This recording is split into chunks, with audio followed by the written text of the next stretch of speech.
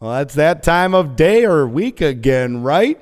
Time for the Homegrown Happy Hour, and you may look around and you may think, well, where the hell are they? We're on location. This is a special one this time around, and my guest today, Alan Turner and the Silver Horse Band. Steel Horse there Band. You go again, see, I knew it. Because we're going to get to that because I always screw up everything. For as long as I've known you, I always screw up. If you go back, right. So, but I didn't actually mean to do that one. Really? I actually meant to say the right name that time, but see what happens when you try. Steel Horse Band. The Steel Horse Band. Yes. But before we get to introduction, let's thank the sponsor of the show, At My First House, Realtor Matt Bush, a division of RE/MAX. If you're a first-time home buyer, Matt Bush is your guy. He specializes in first-time home buying. Give him a call, 586-843-6869, or follow him on Facebook, Instagram, everything at My First House. My is spelled M-I. Now that's out of the way. That was flawless. Let's see what else I can screw up. Alan, what's up with you, man? It's been like 2.5 years since I've seen you. Glad to see you, man. Glad to see you, too. I think the last time we were going to be together, we were doing a thing at Coyote Joe's, and you were going to be my spokesperson, but you went missing in action. I went MIA for like 2.5 years. I went off the grid. You went off the grid? I went off the grid. Well, I understand. Well, now you're down here in this bunker, where we stored all that toilet paper during COVID. It's like this unknown location. It's like just sheets on the wall. It's kind of like one of those weird videos you'd find from like Afghanistan or something like that.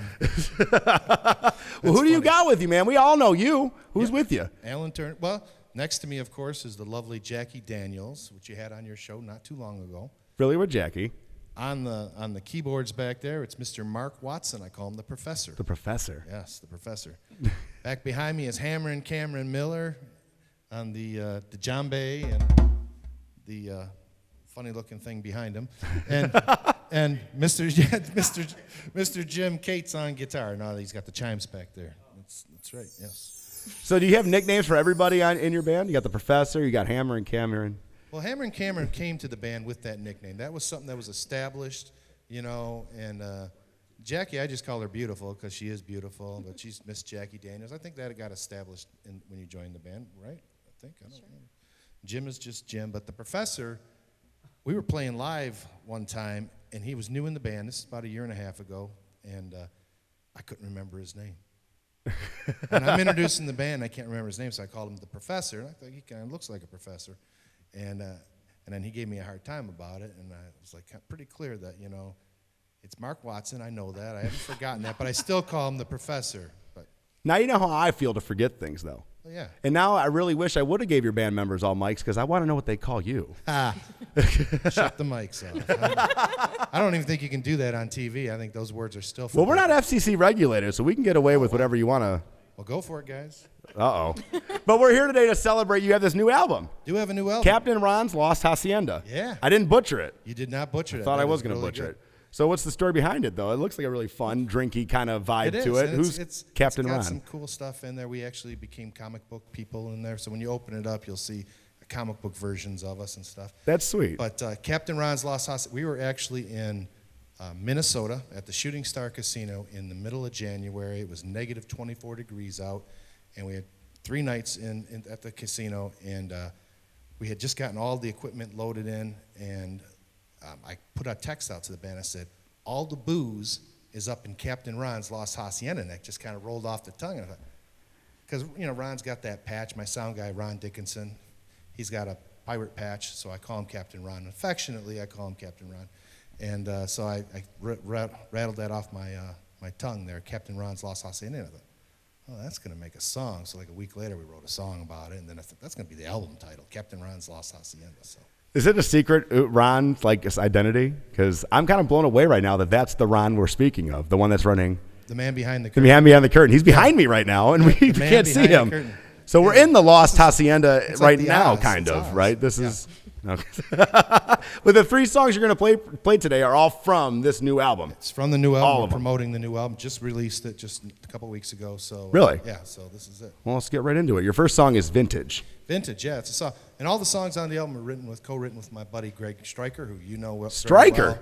Well. And these are all songs we wrote over a course of 3 years time period or something like that. And so Vintage, it's who I am. I'm old school. I don't adjust to change very well, so here's the song. 2, 3, 4.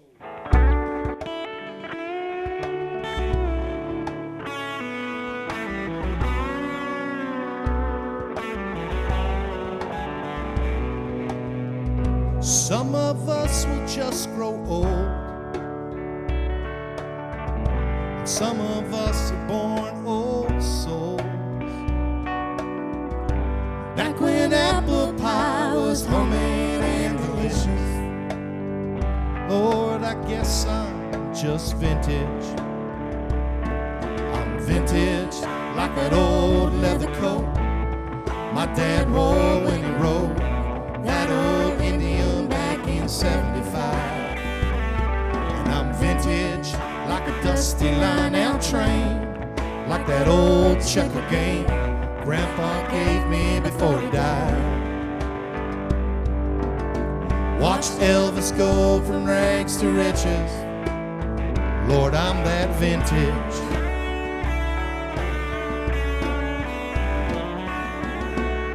I look around and all I see are cell phones and technology. Still have that RCA with all the buttons and the switches. Lord, I guess I'm just vintage. I'm vintage like an old farmhouse hose we drank from at Uncle Joe's. Man, that water never hurt us. And I'm vintage like the black and shiny vinyl. It crackled when you dropped the needle. I still own them, thank you, Jesus. Cranking Patsy Cline and dancing with the missus. Man, I'm that vintage.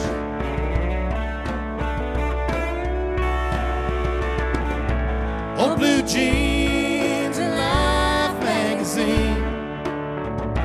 I was young and I was green.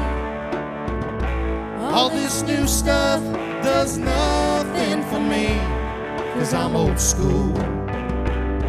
Yeah, Lord, I'm vintage.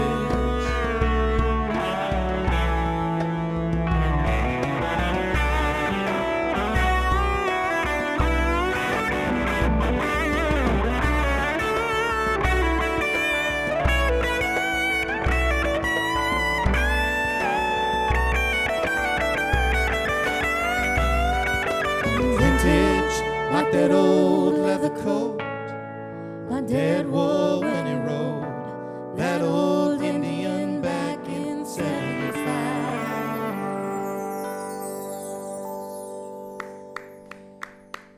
You are vintage, man. I like that. I'm old I school. like that vibe. But being old school, how long you been doing? You been in this game? 15 years, 20 years? 15 years. It's been Alan Turner. Well, it was kind of Cowboy Alan in the Steel Horse Band, but it's always been somebody in the Steel Horse Band. Not the Silver Horse So Band. when I retire, it'll be somebody else maybe in the Steel Horse Band. And just, think about that. I don't want to think about that, honestly. But what do you think it's been for you to keep it fun for you? 15 years, that's a long grind. Just playing in front of live audiences, that's that high that you get, and all these guys will attest to that. When you're in front of a live audience and they're loving everything you're doing, you're just thrilled, and it's like a drug in some aspects. You get high on that, and to walk away from that is so hard. That's why you see these guys at 92 still going out and doing it, because they still get that high from playing to live audiences. That's awesome. So Jim and Jackie, we've done an episode with them before, but Cameron and Mark, they're new. They're new, yeah. So how do you go about trying to scout your bandmates? How do you pick people? That's always difficult, because keyboard players are hard to come by. And Bill Donahue played keyboard for us before Mark joined us, and when he wanted to step down, kind of retire, we had to go for a search. I could not find keyboard players. And Mark should probably attest to this. He probably gets more phone calls for keyboard work than anybody. But he was highly recommended to me. I actually talked to another keyboard player, and they said, the guy you want to get is Mark Watson, and I think he might be available. So I reached out to him. And Jim had actually been in a band with him once before, and Jim's like, I don't know. He's probably not going to want to do this. Too good for us. Sure enough, he did, and then he forgot his name. But he did. He was a rock guy, and but we didn't know, and I don't think Jim knew, but he actually was part of Derringer for a long time. So rock on. Yeah, so he was a part of that band for a number of years. So he's done country in the past, and it's a fun thing, I think. That's cool. So the next song you got cut out. The next song up is your new single now. Yeah, we haven't released it yet, but it's gonna be coming out soon. Because you had a little reserves to this. The other day we were gonna hear you play this, and you're like, I never really performed this in front of people before, but I'm making you play it now. Yeah. So what makes this song the new single though? Like, why did you pick this song as the new single? I always thought, even before we released the album, even before I had all the songs picked for the album, I knew this song was gonna be on the album, and I always thought it would be my next single. I mean, I think I even talked about it at one time. Hey, I got a song called Do Over, we're going to do as the next single. And it just never became the next single, right? And we actually this was one of the last songs we recorded for the album. I knew I was doing it, but we went down to Nashville and had it recorded down in Nashville. And it was back in, I think we finished up the album the end of June into July when we actually finished the album and then sent it out to get pressed and all that stuff. What criteria do you have for it to be a new single? Like, how do you pick it? Catchy. The song needs to be catchy, I think. Vintage, we had released that song, and it wasn't that that's such a catchy song. That song just means a lot to people. And I got a lot of people coming to me, man, that's a great song. I got to, So it's in this case with Do Over, it's just a catchy song, I think. And so. So this is the last song you recorded for the new album. Yes. And it's, I guess, like, what is it? What is it? Last Save but the not best least. for last. I don't know where I'm Save the going. best Save for the best last. for last. So let's check it out. This isn't the last song of the interview, but it's the new one, and we got to hear it now. So this is Do Over. Do Over.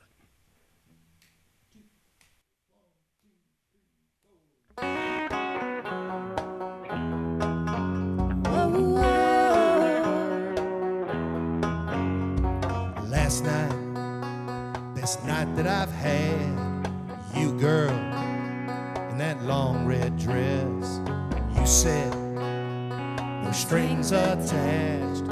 Who couldn't get attached to eyes like that? Oh, baby, I need a do-over. Jumping in my truck and I'm coming over. Beer's on ice, it's getting colder. Let's do it again. Baby, I need a rewind. Pause button in my mind. You make me hot, you make me smolder. I need a do-over. You said, one more shot will do the trick. I said, I want to kiss your lips. We touched and I hung on your smile. You looked at me and said, only for a little while. Oh, baby, I need a do-over. Jumping in the truck and I'm coming over. Beer's on ice, it's getting colder. Let's do it again. Baby, I need a rewind. Pause button in my mind. You make me hot, you make me smolder. I need a do-over. Do the things you do to me. Do it one more time. Love the way you love me. Give me one more sign. Oh, oh, oh, oh, oh, oh, oh. Last night, best night that I've had. You, girl, made me feel real bad. I know, no strings attached. Who couldn't get attached to eyes like that? Oh, baby, I need a do-over. Jumping in my truck and I'm coming over. Waiting all night is getting older. Let's do it again. Baby, I need a rewind. Pause button in my mind. You make me hot, you make me colder. I need a do-over. Do-over. Baby, I need a do-over. Baby, I need a do-over.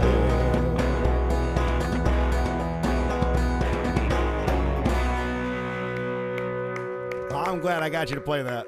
Perfect. The Mulligan song. The Mulligan song. But actually, at a 15-year career, do you have any mulligans? Is there any situation in your career that you still go to bed that night these days and you're like, I wish I would have played that differently? Well, we've got a lot of experiences that we probably could have done, reacted to differently, didn't know what we were doing in the beginning.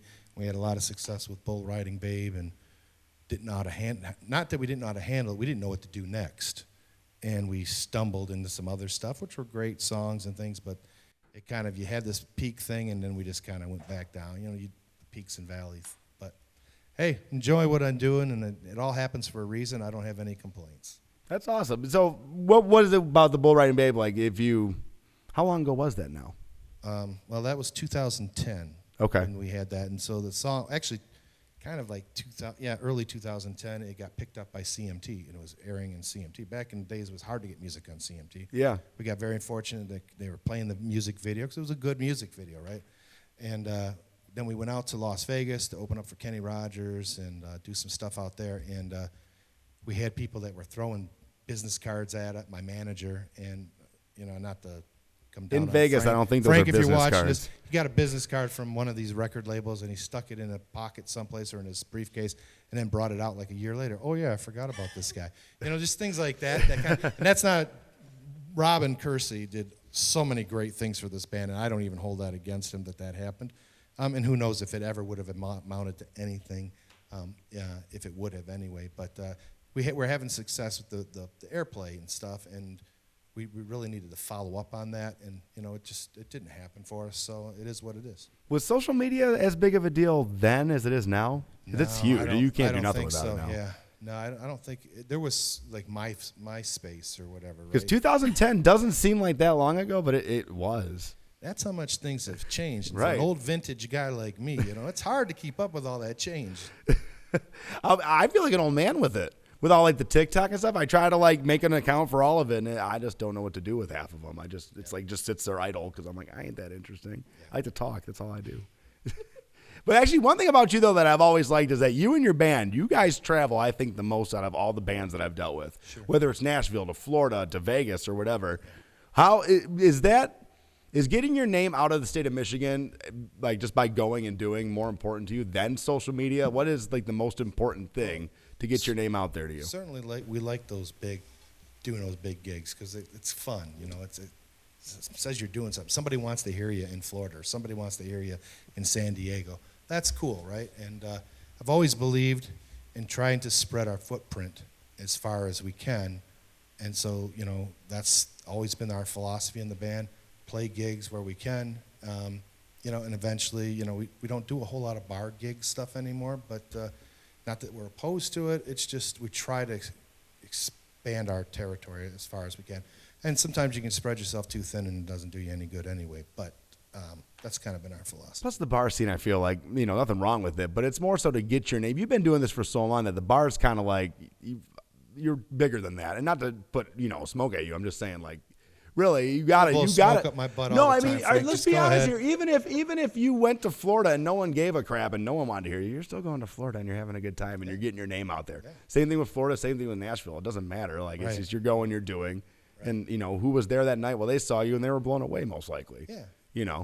That's how you do it. Great things happen. It's just, it's just keep playing. That's been always my philosophy, always been playing in front of the audience, because you don't know, the old saying, you don't know who's going to be watching you. Right. Things, might be a record label guy that give your manager a business card, and then, a year and a half later, you call him. Isn't that like that movie, That Thing You Do? Like there's like that Tom Hanks character that's like, I heard like your stuff. Here's my card. And then it just starts for you. And next thing you know, you're hearing your song on the radio, running down the street. And Robin Kersey, I'm not dissing you. I'm just having fun. He's a good man. He's a great man. There's a lot of stuff that I never would have done. All those things, a lot of those travel things would never have happened if it wasn't for Robin Kersey and greasing the wheels. He was an incredible manager, and he's retired now, and he's a good friend of mine. I love him and his wife, Patty, very much. So we got this last song coming up, but before we get to it, if you were to give advice to somebody, like say they just picked up a guitar and started playing, and they want to be like Jim, or they played a drum, they want to be like Cameron, or keyboards, whatever, what would be the advice for someone who's been grinding it? Like if someone just learned to sing and they want to do this, like what would be the best advice you'd give them? Surround yourself. See, this is my philosophy, because I can barely play a guitar. I can play piano kind of, but I'm not anywhere the talent that Mark is, or I mean, not even heads or tails talent of some of the bad guitar players. I mean, Jim is an incredible guitar player, and of course Cam's an incredible drummer. And I've always believed surrounding myself with really good players, because they look great, and if I do a half decent job, that we sound awesome, right? So that's kind of my philosophy.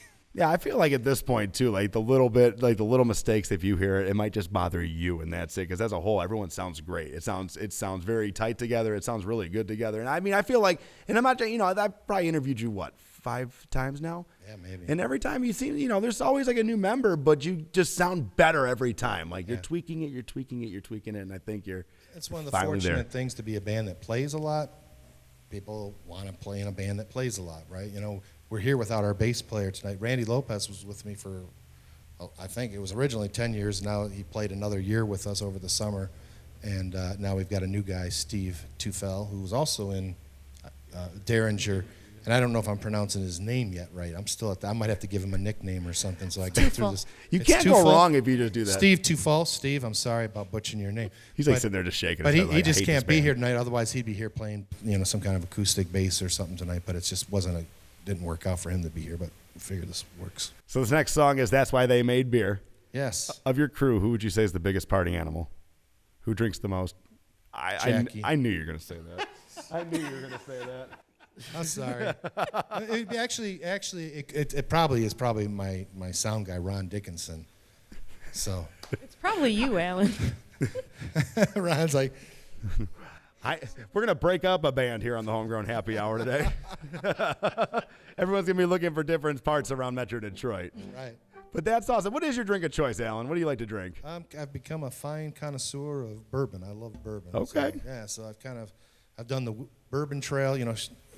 Last spring or whatever, I went out on the bourbon trail and tasted all these bourbons and kind of found out what kind of bourbon I like. I like a bourbon that's got the wheat, heavy on the wheat side or something.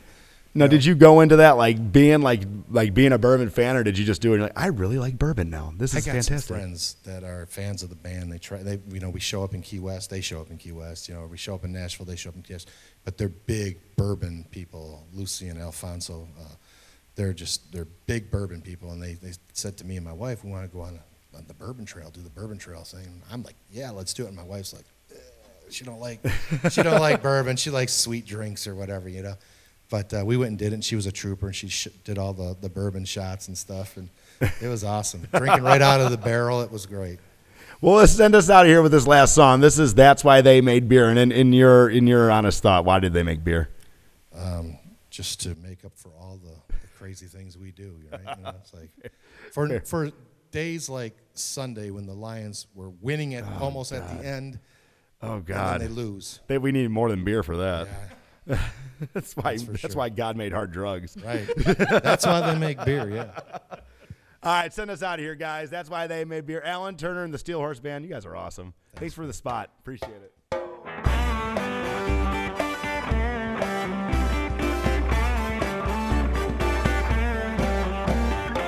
Again, playing, dancing and swaying, rocking and rolling. That's why they make beer. Hey y'all, who hang the walls, who stack the straw, listen to Tim McGraw. To all that work it all, that's why they make beer. It comes in 40s and 60s and cases to get our beer fixes. Here's to the weekend we went hunting, didn't even see a deer. That's why they make beer. Backyard barbecues, beer goes good no matter what you do. So grab a cold one, this one's for you. That's why they make beer. Cake parties and tall ones, expensive IPAs you can shotgun. Here's to the liquid courage that helped us overcome our fear. That's why they make beer for you, beer for me, beer for our troops serving overseas. Let's raise a glass, say a cheer to the people that make that beer.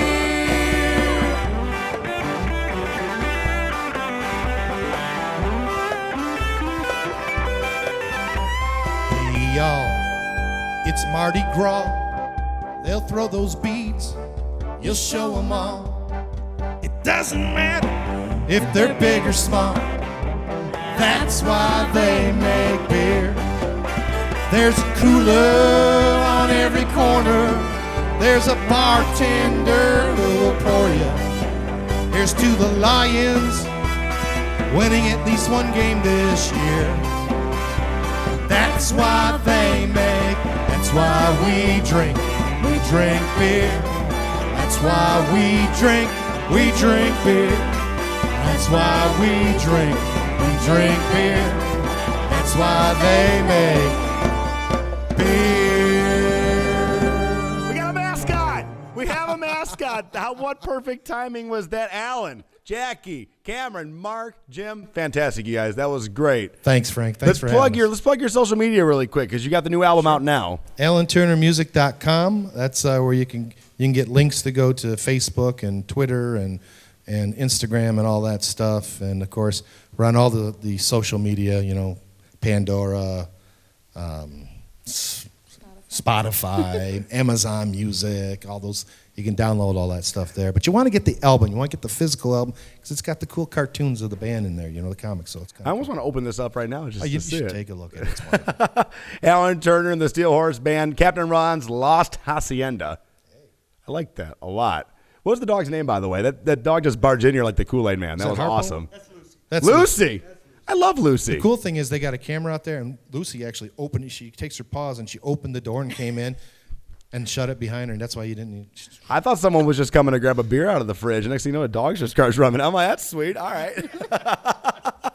Well, we are back next week with another guest. I finished the basement. The basement is back on. I don't know if you saw that. The Homegrown studio got a little flood, a little water damage, but we're back. We're back on. So I really do appreciate us coming, letting us come out and do the spot here. This is really sweet. This is better than I expected. It's a barn, but I'm calling it an airplane hangar. I think it's more like an airplane hangar in here. Should have been here during COVID when we had all that toilet paper stacked up in here. You got rid of all of it, huh? You hoarder, you. I'm going to have to watch that video you told me to watch on the internet. What was it? You sitting there cleaning your guns, put the toilet paper? And let go, yeah. It's got the whole bunker. Special thanks to our sponsor one more time. My First House, Matt Bush, the realtor, Division of Remax. First-time home buyers, give him a call, 586-843-6869. Thank you guys again. I'm Frank, and I'll see you next time. Have a good one. That was awesome.